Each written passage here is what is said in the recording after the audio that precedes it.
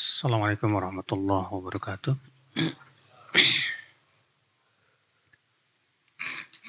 Innal hamdalillah nahmaduhu wa nasta'inuhu wa nastaghfiruh wa na'udzu billahi min shururi anfusina wa min sayyiati a'malina. Man yahdihillahu fala mudilla lahu wa man yudlil fala hadiya lahu. Wa asyhadu an la ilaha illallah wahdahu la syarika lah wa asyhadu anna Muhammadan abduhu wa rasuluh. Qala Allah Ta'ala fi kitabihil karim, Ya ayyuhalladzina amanu taqullaha haqqa tuqatih wa la tamutunna illa wa antum muslimun, amma ba'd. Kita lanjutkan ayol ikhwah kitab Fathul Majid syarah Kitabut Tauhid. Kita masuk al-khauf minasyirk, bab takut terhadap syirik. Ini adalah merupakan bab yang penting sekali karena ketika kita merasa takut dan khawatir untuk jatuh kepada syirik, maka itu menjadi sebab terbesar untuk kita selamat dari syirik. Seseorang yang takut dari sesuatu biasanya karena dia tahu dan berilmu tentang bahayanya. Beda dengan orang yang tidak tahu kalau itu bahaya. Dia biasanya tidak akan takut. Ya. Tapi ketika seseorang berilmu bahwa syirik itu sangat berbahaya untuk agamanya, terutama untuk akhiratnya, maka dia akan lari dari syirik. Dia akan berhati-hati dari syirik. Dan dia khawatir sekali, takut sekali untuk jatuh kepada syirik. Bahkan na'udzubillah, mati di atas kesyirikan. Makanya akhi, rasa takut terhadap syirik ini harus dipelihara. Dan merasa aman dari syirik ini adalah merupakan perkara yang bisa menjerumuskan seseorang kepada kesyirikan. Bahkan menganggap remeh syirik apalagi, Pak. Menganggap remeh syirik ini bukanlah sifat orang yang mentauhidkan Allah Subhanahu wa taala. Maka dari itu, di sini beliau membawakan bab al-khauf minasyirik. Kemudian beliau membawakan firman Allah yaitu dalam surat An-Nisa ayat 48 dan ayat 116.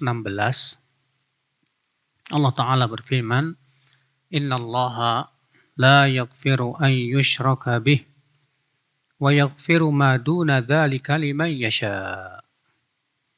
Sesungguhnya Allah tidak akan mengampuni, tidak akan memaafkan orang yang berbuat syirik. Dan Allah mengampuni yang lebih rendah dari kesyirikan bagi siapa yang Allah kehendaki. Kata Ibnu Katsir, akhbara ta'ala annahu la yaghfiru an yushraka bih. Ay la yaghfiru li 'abdin laqiyahu wa huwa musyrik. Allah mengabarkan bahwa Allah tidak akan mengampuni syirik. Artinya, tidak akan mengampuni seorang hamba yang mati di atas apa? Syirik.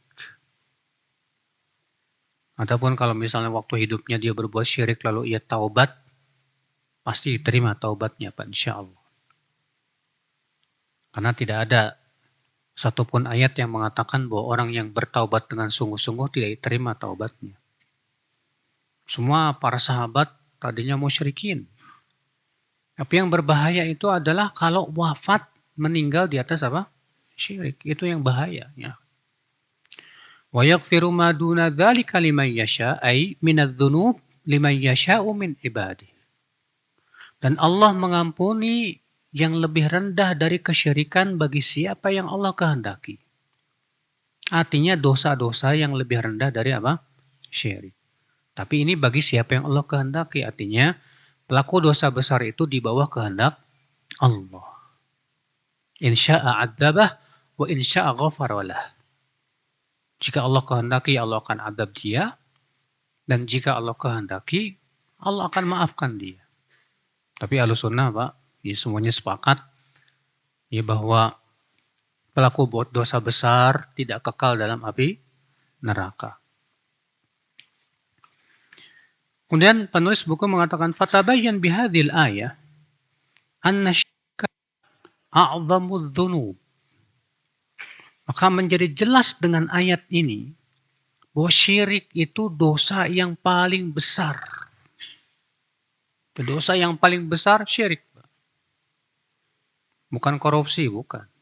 Bukan zina, bukan. Bukan riba, bukan. Bukan membunuh, bukan juga. Yang paling besar di mata Allah adalah apa?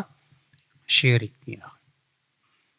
Lianna Allah Ta'ala akhbara annahu la yaghfiruh liman lam yatub min.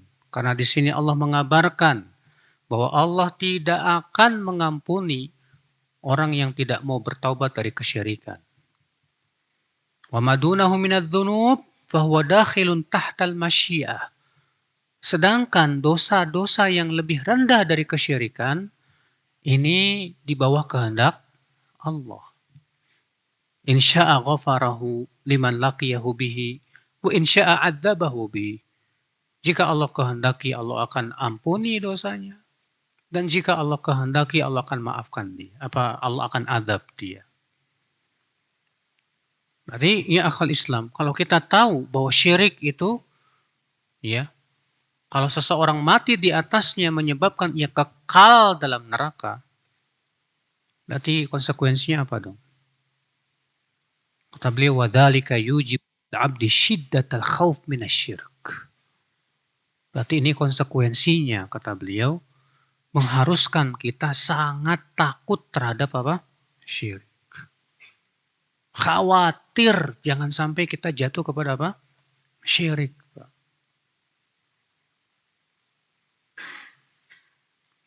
Saat hati kita tidak mengingkari syirik aja udah bahaya, Pak. Antum ngelihat ada orang yang berbuat syirik tapi hati antum tidak mengingkari. Ini saja sudah diambang. Kenapa? Karena orang yang mentauhidkan Allah diminta oleh Allah untuk kufur kepada tagut. Sebagaimana sudah kita jelaskan.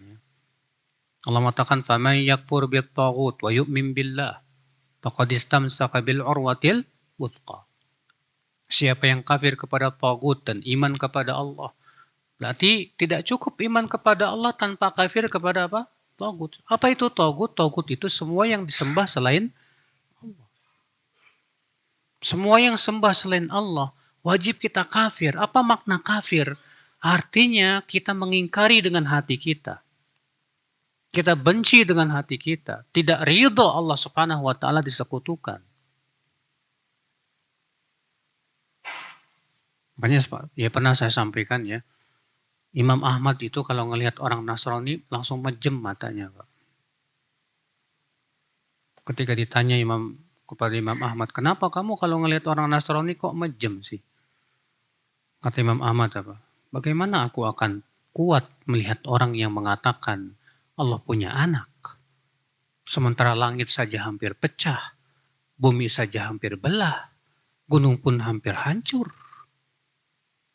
Bukankah Allah mengatakan takadus samawati yatafattarna wa tanshaqqul ardu wa takhirrul jibalu hadda an da'u lirrahmani walada.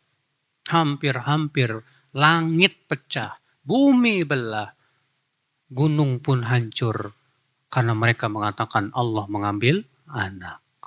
Masya Allah.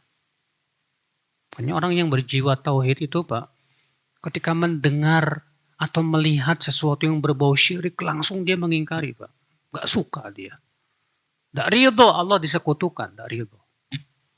Ini konsekuensi akal Islam. Dan dia juga takut sekali kalau dia jatuh kepada apa? Syirik. Atau setidaknya hati kita condong kepada syirik. Karena itu musibah besar akal Islam. Kita lanjutkan kata beliau. وَذَلِكَ يُوجِبُ لِلْعَبْدِ شِدَّةَ الْخَوْفِ مِنَ الشِّرْكِ الَّذِي هَذَا شَأْنُهُ عِنْدَ اللَّهِ. Maka ini mengharuskan kita takut yang sangat terhadap kesyirikan. Jangan sampai jatuh kepada syirik. Karena kita tahu ternyata syirik ini dosa satu-satunya yang kalau seseorang mati di atasnya, Allah tidak akan ampuni selama-lamanya. Abadan. Allah haramkan surga bagi dia. Allah berfirman, innahu man yusyrik billah faqad harramallahu alaihil jannah wa ma'wahun nar. Sesungguhnya siapa yang mempersekutukan Allah berbuat syirik, Allah haramkan ia surga. Bayangkan, haram masuk surga, Pak. Berarti apa artinya, Pak? Kekal di neraka. Tahu sendiri neraka, Pak. Satu harinya sama dengan 50.000 tahun. Gimana kalau kekal coba, Pak? Subhanallah, na'udzubillah, nasallallahu salamata wal afiyah. Li'annahu aqbahul qabih wa a'zamul dhulm. Karena syirik itu keburukan yang paling buruk dan kezaliman yang paling apa? Zalim. Wa tanaqqusun li rabbil alamin. Bahkan syirik adalah penghinaan terhadap Allah. Masa Allah disamain dengan makhluknya yang lemah? Makhluk yang butuh kepada Allah. Masa Allah disamakan? Allah yang maha sempurna, pencipta langit dan bumi, pemberi rezeki. Tahu-tahu disamakan sama makhluk-makhluknya yang butuh kepada Allah. Ini kan namanya apa, Pak? Menghina. Antum kalau disamain dengan monyet, marah nggak, Pak? Ente kayak monyet. Wah, marah antum. Masa saya samakan sama monyet, enak aja. Iya, kenapa? Karena kan monyet lebih rendah daripada manusia. Padahal sama-sama makhluknya itu loh, Pak.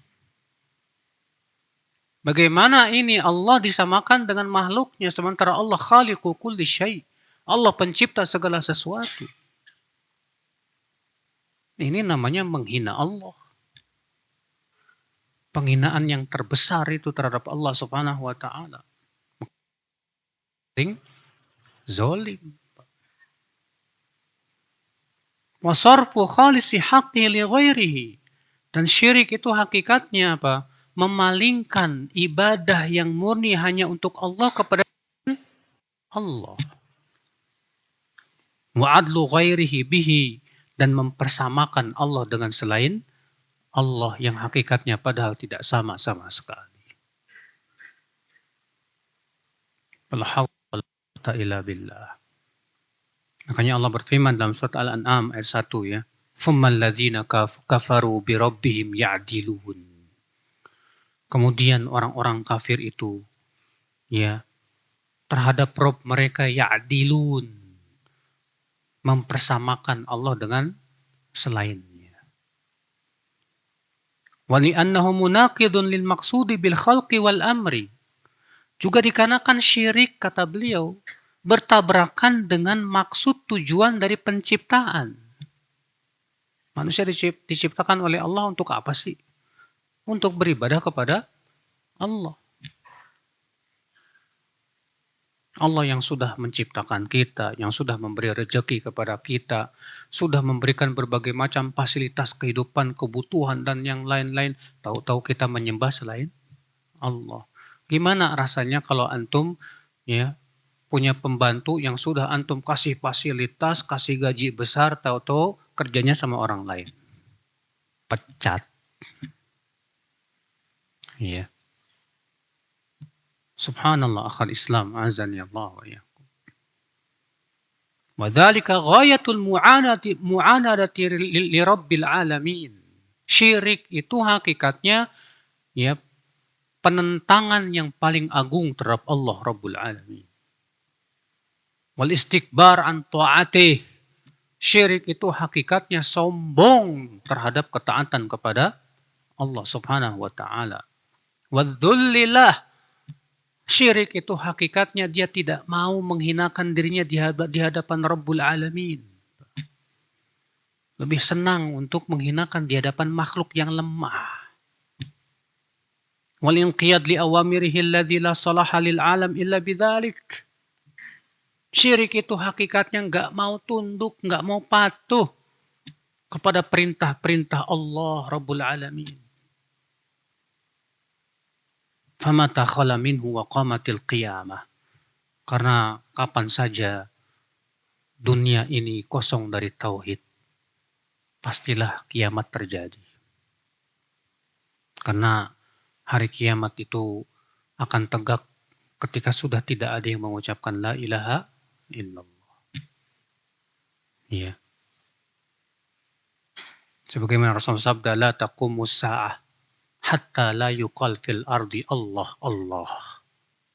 Fi riwayat Imam Ahmad, la ilaha illallah. Tidak akan tegak hari kiamat sampai tidak lagi diucapkan di muka bumi Allah. Yaitu la ilaha illallah. Walianna syirka tashbihun lil makhluqi bil khaliq. Dan juga karena syirik itu menyerupakan makhluk dengan Allah penciptanya. Wa taqaddasa fi khasa'isil ilahiyah. Di mana Allah Subhanahu wa taala yang berhak memiliki kekhususan dan keistimewaan apa? Dalam uluhiyah. Lalu kemudian diberikan kepada selain Allah Subhanahu wa taala. Iya. Yang seharusnya kan yang bisa memberikan manfaat dan mudarat hanya siapa? Allah. Ini meyakini sesuatu selain Allah bisa memberikan manfaat dan menolak mudarat. Itu kan sama saja Pak, menyifati makhluk dengan sifat uluhiyah, rububiyah. Padahal dia tidak sama sekali. Seperti orang yang datang ke kuburan. Dia meyakini bahwa kalau kita berdoa di kuburan tuh biasanya katanya mustajab. Diminta kepada mayat. Katanya sampai di antara mereka berkata begini, saya kalau berdoa langsung sama Allah, lama ijabahnya. Tapi saya kalau doa di kuburan wali itu cepat banget ijabahnya. La haula wa la quwata illa billah. Wallahi ada musibah yang lebih besar dari itu ya. Iya. Ketika seorang hamba lebih menggantungkan hatinya kepada selain Allah Subhanahu wa taala. Ikhwatal Islam, saudaraku seiman, azani Allah wa iyyakum. Wa min khasa'isil uluhiyah, kata beliau, di antara kekhususan uluhiyah apa? Al-kamalul mutlaq min jami'il wujuh. Kesempurnaan yang sangat sempurna dari seluruh sisi-sisinya. Dan ini hanya khusus untuk siapa? Allah Rabbul Alamin. Berarti akhwat Islam, kalau orang yang berbuat syirik, berarti sama saja mengakui ada selain Allah yang sempurna sama dengan Allah.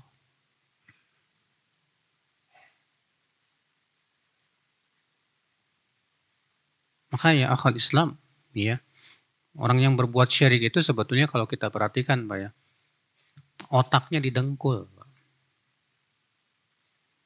Orang yang berbuat syirik itu sama saja otaknya didengkul, nggak pakai otak.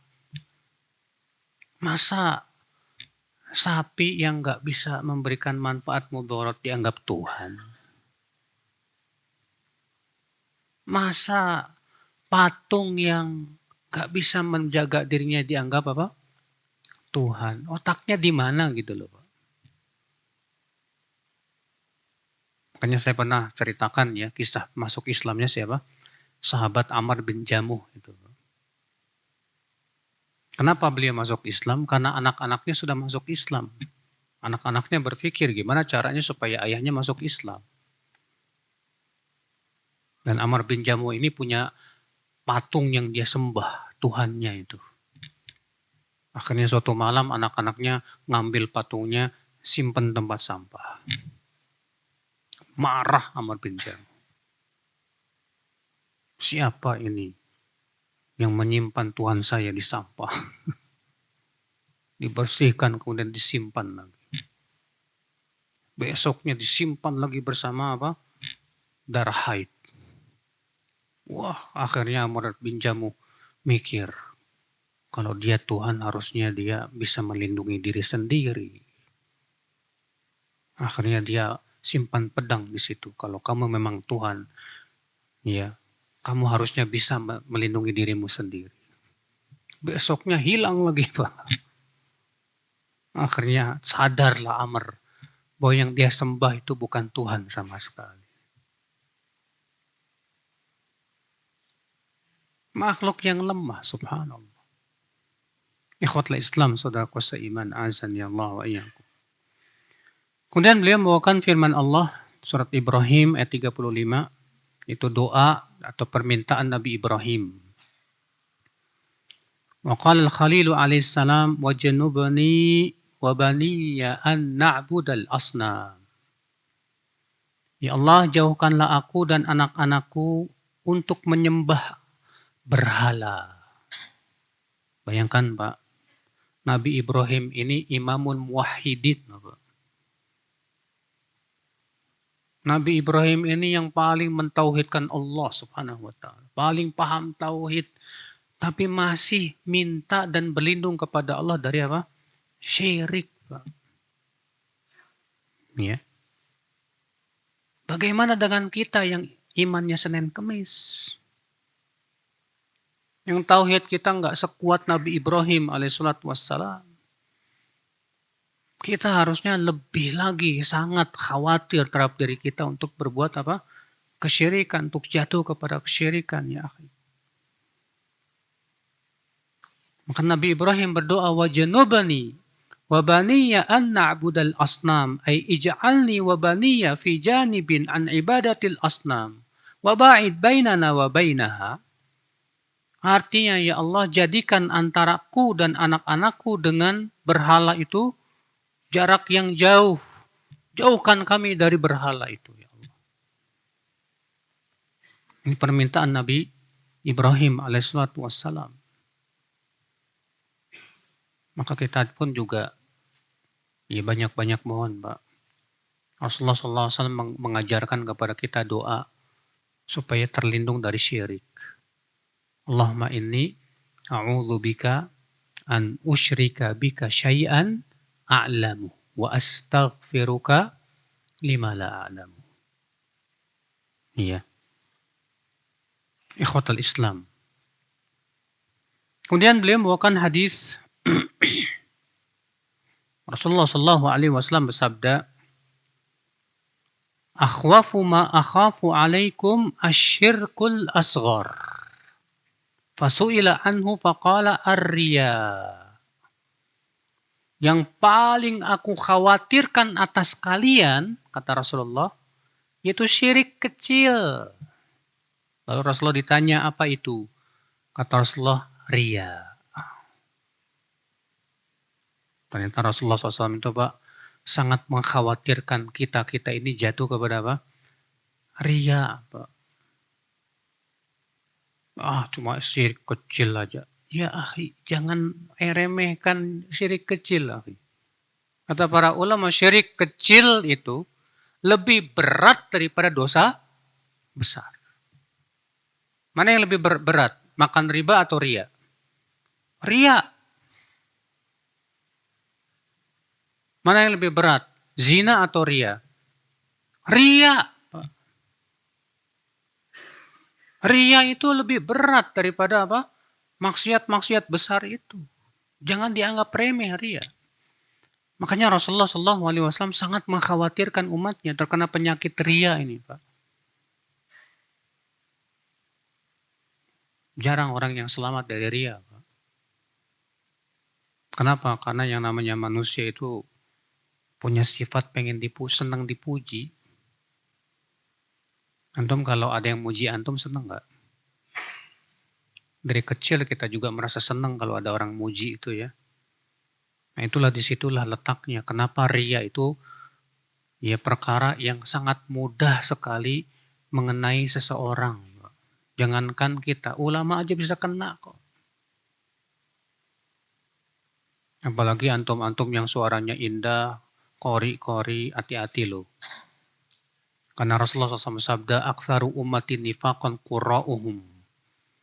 Kebanyakan umatku yang kena penyakit nifak itu ria, itu kori-korinya.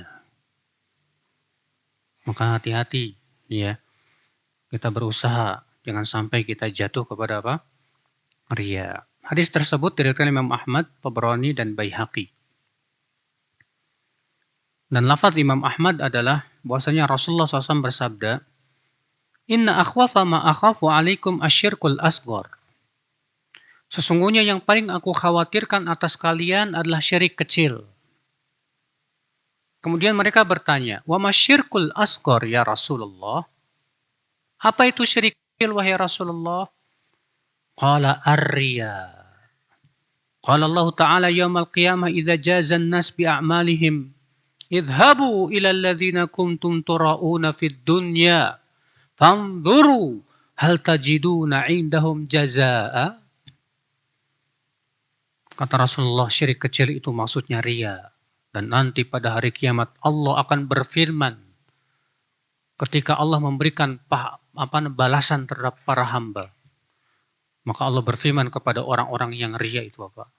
Pergi kalian kepada orang-orang yang kalian harapkan pujiannya waktu di dunia. Lihat oleh kalian apakah mereka bisa memberikan pahala kepada kamu. Gak bisa. Ya. Karena itu hati-hati Pak. Jangan pernah kita, terkadang kan kita ini senangnya suka update status. Lagi baca Quran, update status. Lagi tahajud, update status. Ya akhi, antum jangan suudon lah. Kita nggak suudon. Cuma kasihan. Karena untuk ikhlas tuh nggak mudah Pak. Kalau Sufyan Ats-Tsauri saja seorang ulama mengatakan ma'alajtu syai'an asyadda min niyati. Tidaklah aku mengobati atau meluruskan sesuatu yang lebih berat dari niatku. Makanya salafus saleh berusaha sekuat tenaga untuk menyembunyikan amal mereka, Pak.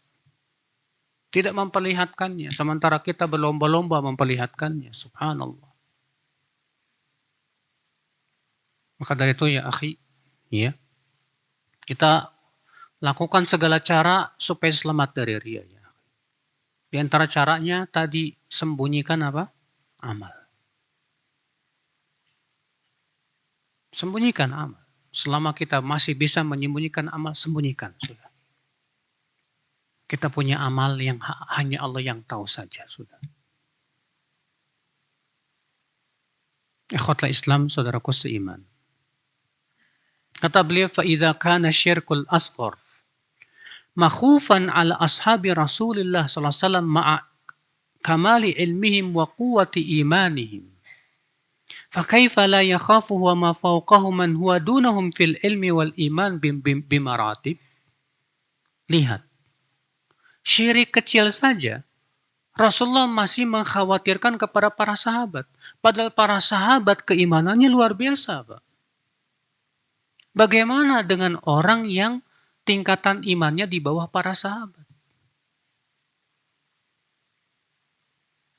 Khususan idza urifa an aktsara ulama'il amsar al-yaum la ya'rifuna min at-tauhid illa ma aqarra bihil musyrikun. Terlebih di zaman ini kata beliau, banyak orang-orang yang mengaku ulama tidak paham tauhid. Dan ternyata tauhid mereka seperti yang diyakini oleh orang musyrik saja, hanya sebatas menetapkan tauhid rububiyah. Ini banyak, Pak. Iya. Terlebih dari kalangan Asy'ariyah, Maturidiyah. Mereka ketika menafsirkan la ilaha illallah memfokuskan kepada tauhid rububiyah. Mereka mengatakan la ilaha illallah artinya la khaliqa illallah. Tidak ada pencipta kecuali siapa? Allah. Makanya tidak ada satupun negeri yang tersebar padanya akidah Asy'ariyah kecuali pasti tersebar kesyirikan. Biasanya begitu. Kenapa? Karena mereka menganggap bahwa tauhid itu hanya tauhid rububiyah. Makanya mereka mengingkari pembagian tauhid menjadi 3. Rububiyah, uluhiyah, asma wa sifat. Kenapa? Sebabnya tadi, karena mereka hanya mengakui tauhid itu rububiyah. Tauhid uluhiyah mereka tidak menganggapnya, apalagi asma wa sifat. Saudaraku seiman, ya, rahimakumullah jami'an. Kemudian Abu Ya'la dan Ibnu Munzir mengeluarkan dari sahabat Hudzaifah ibn Yaman, dari Abu Bakar, dari Nabi SAW bersabda, asyirku akhfa min dabibin namal. Syirik itu lebih tersembunyi dari langkah semut. Lalu berkatalah Abu Bakar, ya Rasulullah, wa hal syirku illa ma'ubida min dunillah, au ma du'iya ma'allah. Maka Abu Bakar bertanya, wahai Rasulullah, bukankah syirik itu artinya menyembah selain Allah, menyeru selain Allah? Maka Rasulullah bersabda, sakilatka ummuk, asyirku fikum akhfa min dabibin namal. Ya. Bagaimana kamu ini, hai Abu Bakar? Kesyirikan pada kalian itu lebih tersembunyi dari langkah apa? Semut akhal Islam. Ya. Apa itu? Riya tadi. Terasa terkadang kita mengharapkan pujian manusia, share ilmu di Facebook. Iya. Biar kelihatan ilmunya mantep. Share ilmu di Instagram. Mas ngelihat yang like-nya dikit sedih, Pak. Mas yang ngelihat yang like-nya banyak, wah seneng. Wah ini aja udah nggak ikhlas, Pak. Mengharapkan apa? Acungan jempol. Iya. La haula wala quwata illa billah. Memang susah di zaman sekarang nih, Pak, untuk menjaga keikhlasan tuh, subhanallah. Iya.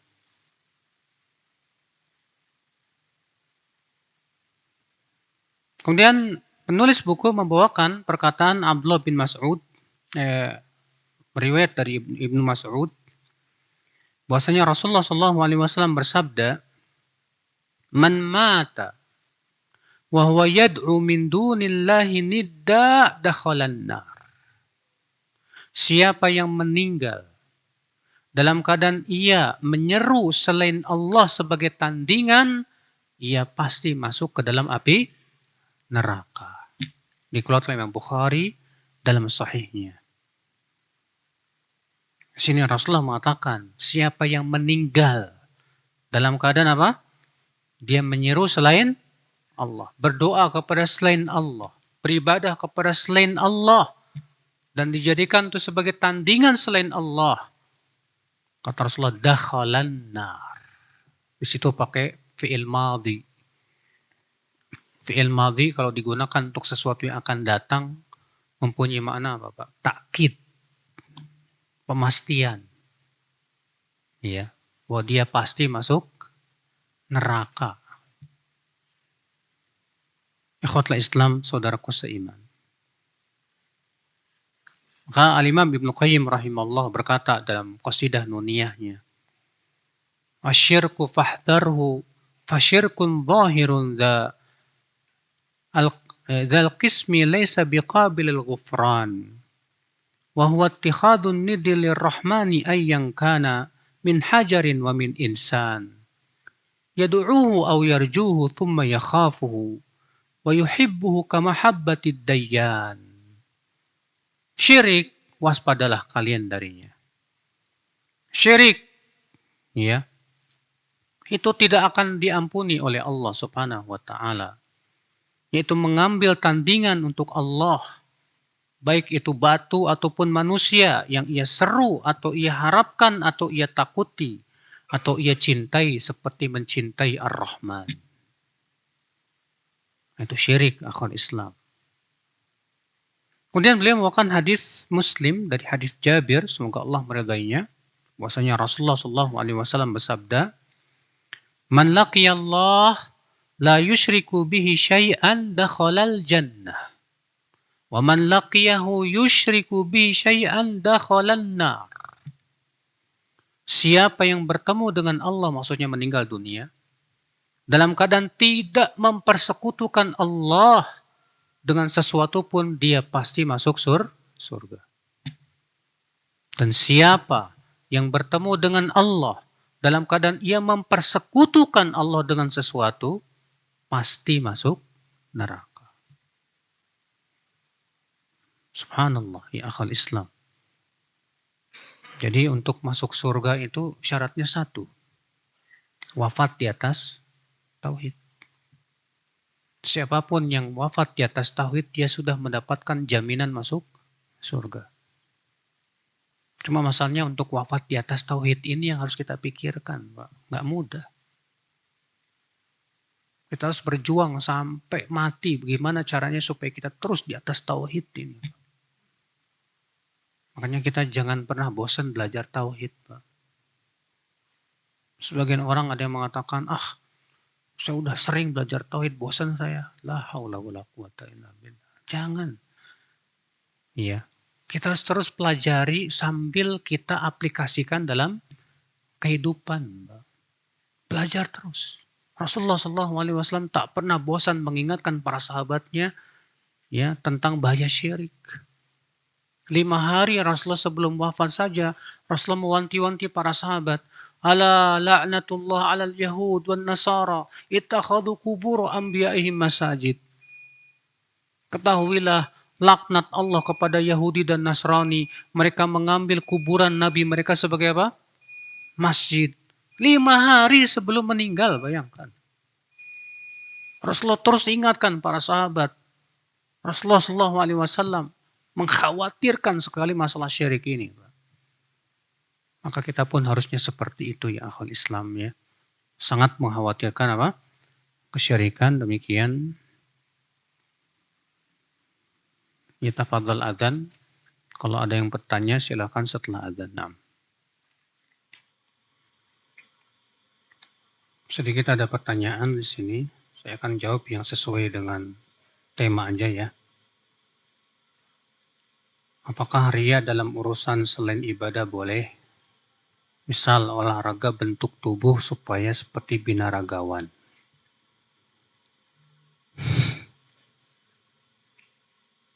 Kita mengharapkan pujian manusia dari perkara dunia boleh saja.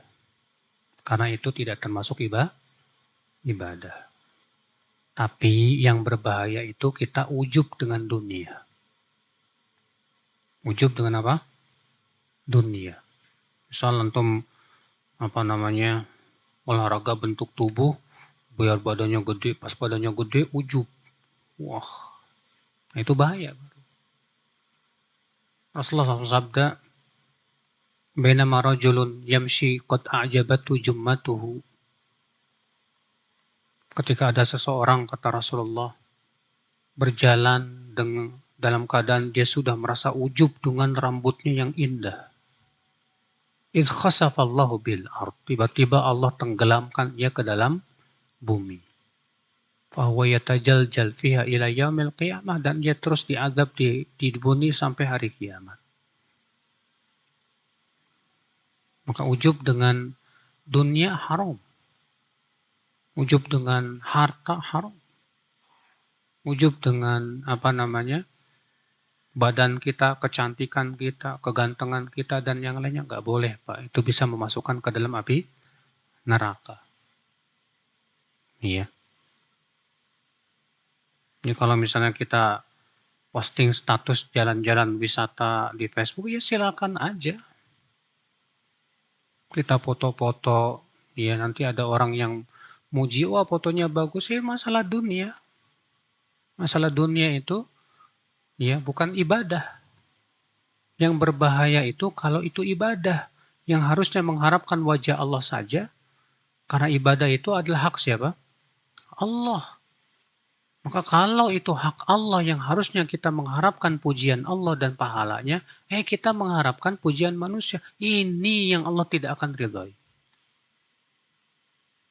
Wajib ikhlaskan. Rasulullah sabda, "Innallaha la yaqbalu minal amal illa ma kana khalisan liwajhihi wabtughiya bihi wajhu."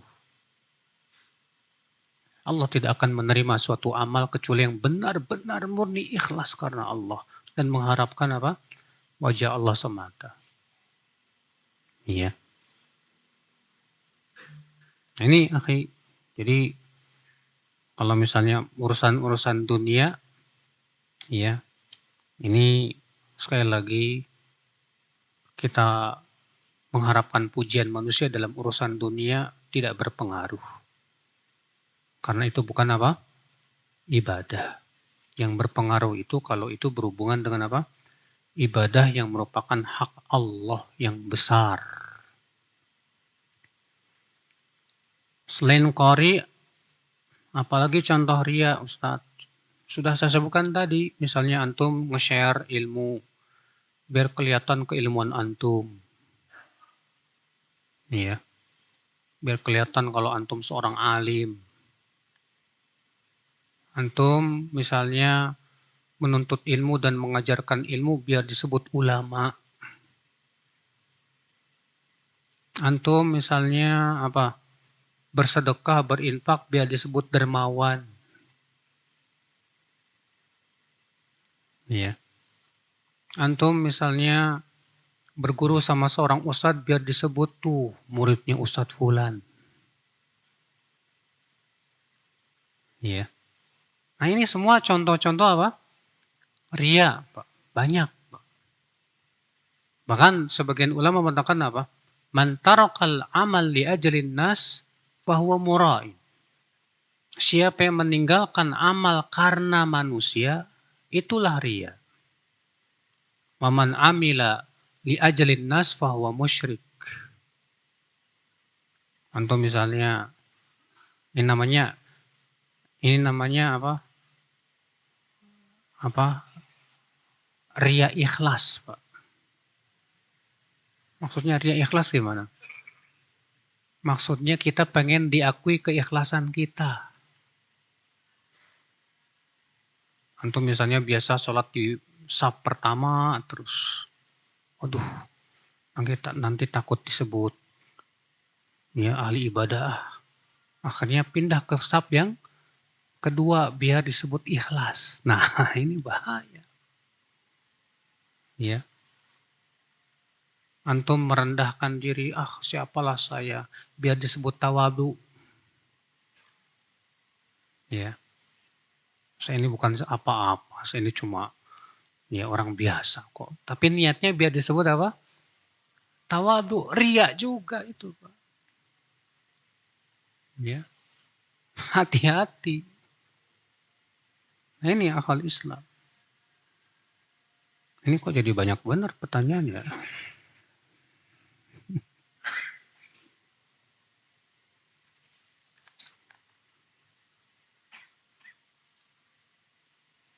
Bagaimana menyikapi orang tua yang masih percaya dengan pengobatan yang tidak sesuai syariat? Sedangkan anak sudah berusaha menjelaskan tapi keluarga menolak apa yang anak sampaikan. Qadarullah orang tua anak sedang diuji dengan gangguan sihir dan mereka berobat yang anak yakini pengobatannya mengandung kesyirikan.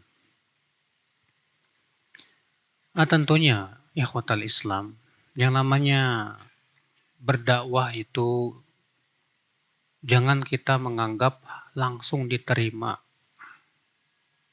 Kita pengennya sekali nasihat, 2 kali nasihat langsung berubah.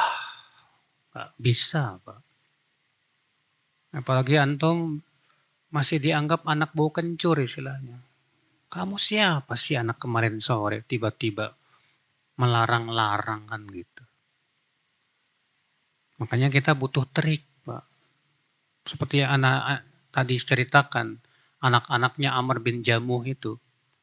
Mereka mendakwai bapaknya bukan dengan omongan ternyata, dengan sikap. Iya. Makanya kita dalam berdakwah juga butuh kecerdasan. Gimana caranya? Supaya dakwah kita ini bisa dipahami oleh dia.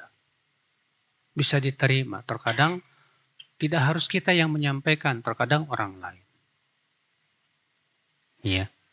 Coba antum pikirkan baik-baik bagaimana cara yang terbaik untuk mengingatkan mereka. Pertama antum pelajari dulu benar nggak itu mengandung kesyirikan. Ya, supaya jangan sampai antum menganggap ini berbau syirik ternyata tidak mengandung apa? Kesyirikan. Kalau sudah yakin di situ berbau kesyirikan, dari sisi apa kesyirikannya? Setelah itu antum cari dalil-dalilnya dari Al-Quran dan hadis dan perkataan para ulama. Ya, supaya antum bisa pastikan bahwa memang itu termasuk kesyirikan. Kemudian antum sampaikan hujah-hujahnya sedikit demi sedikit. Wallahu a'lam. Bagaimana di suatu waktu terbersit riya di dalam hati, lalu bertaubat darinya. Sebatas terbesit lalu kita tolak, itu tidak memberikan mudarat, Pak. Bermudarat itu kalau dibiarkan. Adapun terbersit saja kemudian ditolak, itu sama sekali tidak berpengaruh. Iya, tidak berpengaruh.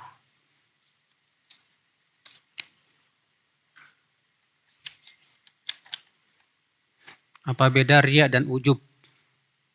Riya itu mengharapkan pujian dari amalan soleh. Ujub itu bangga dengan amalan soleh. Misal, antum sholat tahajud. Setelah sholat tahajud, ngelihat orang yang tidur. Antum remeh. Nah ini antum ya bukan hanya ujub mas, tapi sudah masuk ke dalam sombong. Dan ujub dengan amal itu Pak, membatalkan amal tersebut. Syekh Utsaimin mengatakan al-ujbu muhbitun lil amal. Ujub itu bisa membatalkan apa? Amal. Hati-hati loh. Bahkan Ibnu Qayyim mengatakan ujub dengan amal soleh itu lebih buruk daripada ujub dengan apa? Harta. Iya.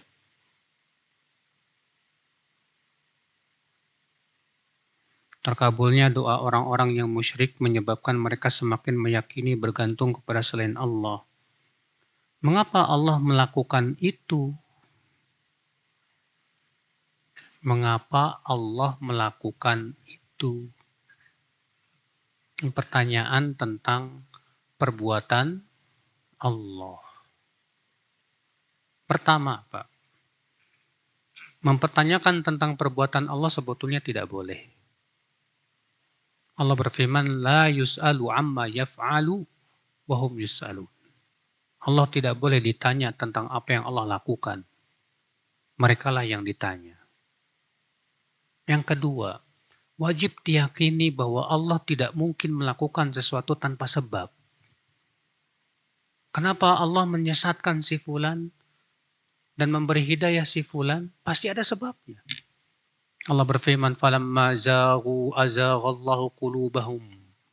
Ketika mereka telah condong kepada kesesatan, Allah jadikan hatinya pun condong kepada kesesatan itu. Allah berfirman, "Innallaha la yahdil qaumadh dhalimin." Allah tidak pernah memberikan hidayah kepada orang yang zalim. Kenapa Allah tidak memberi hidayah? Karena dia zalim. Kenapa Allah mengabulkan doa orang musyrik? Ya. Karena Allah Maha tahu ini orang bisa jadi misalnya sudah sampai kepadanya apa? Pemberi peringatan, udah diingetin bahwasanya itu syirik nggak boleh, tapi tetap aja ngeyel. Akhirnya Allah istidraj dia, diulur biar tambah sesat. Na'udzubillah, nasallallahu salamata wal afiyah. Namun yang jelas Pak, Allah tidak boleh ditanya tentang apa yang Allah lakukan. Kenapa? Karena orang yang yakin kepada Allah bahwa Allah Maha Adil tidak akan pernah bertanya itu. Kita percaya aja, ngapain nanyain? Yakin Allah pasti punya hikmah. Ya. Yakin pasti Allah tidak mungkin zalim, dah selesai. Ya.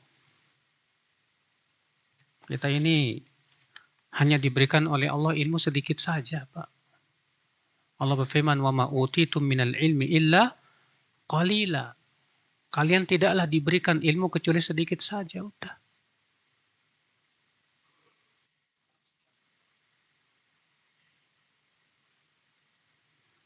Di kampung anak ibu masih melakukan kesyirikan dengan membuat sesajen, kenduri, dan yang lain.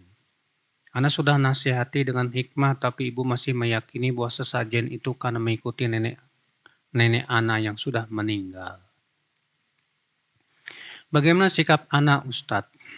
Mungkin antum menjelaskannya belum sejelas-jelasnya, Mas. Iya. Antum selama ini menganggap saya sudah hikmah kok. Iya, sudah hikmah bagus. Tapi belum tentu penjelasan antum dipahami. Iya. Berarti antum harus bisa menyampaikan itu dengan penjelasan sejelas-jelasnya. Nabi Musa saja, ketika Allah utus kepada Fir'aun, Nabi Musa mengakui kalau beliau itu tidak fasih lisannya. Apa kata Nabi Musa? Wa akhi Harun, wa afsahu minni lisana. Ya Allah, saudaraku Harun lebih fasih lisannya dariku, ya Allah. Fa'arsil ila Harun. Tolong Harun jadikan Rasul juga. Maka Allah pun mengangkat Nabi Harun sebagai Rasul. Dan kemudian memerintahkan Nabi Musa dan Nabi Harun pergi langsung mendakwai siapa? Fir'aun. Berarti Pak, dakwah itu butuh kefasihan lisan. Pak. Bukan sebatas kita lembut, hikmah, tapi kalau tidak fasih, kita jelasin, emak nggak paham. Maka butuh kita untuk menjelaskan dengan sejelas-jelasnya, segamblang-gamblangnya. Iya, supaya paham. Dan memang sekali lagi butuh kesabaran. Iya. Benarkah ada hadis ria itu seperti semut hitam di atas batu hitam? Iya, ada. Hadisnya dihasankan oleh Syekh Albani dalam Sahih Targhib wa Tarhib. Iya. Dari hadis Abu Musa al-Ash'ari radhiyallahu an. Bagaimana menjaga sikap kita agar tidak syirik terhadap kenikmatan orang lain? Ini mah bukan syirik, Pak, iri. Ini salah paham ini. Syirik lo. Orang Betawi kayaknya ini. Ini namanya iri, Pak. Beda antara iri dengan apa? Syirik. Syirik itu artinya mempersekutukan Allah. Ya. Adapun kalau antum melihat kenikmatan orang lain kemudian panas hati antum iri, itu bukan syirik. Itu namanya dengki. Itu namanya apa? Dengki. Jadi supaya nggak dengki, nggak iri, gimana dong? Caranya ridho dengan takdir Allah. Ridho dengan ketentuan yang Allah berikan kepada orang lain. Lalu antum berpikir, kalau saya dikasih kenikmatan kayak dia, saya juga bakalan senang. Masa saya tidak senang dengan melihat kenikmatan yang diberikan sama saudara saya? Ya ini saja, wabillahi taufiq, subhanakallah bihamdik. Asyhadu an la ilaha illa anta astaghfiruka wa atubu ilaik. Assalamualaikum warahmatullahi wabarakatuh.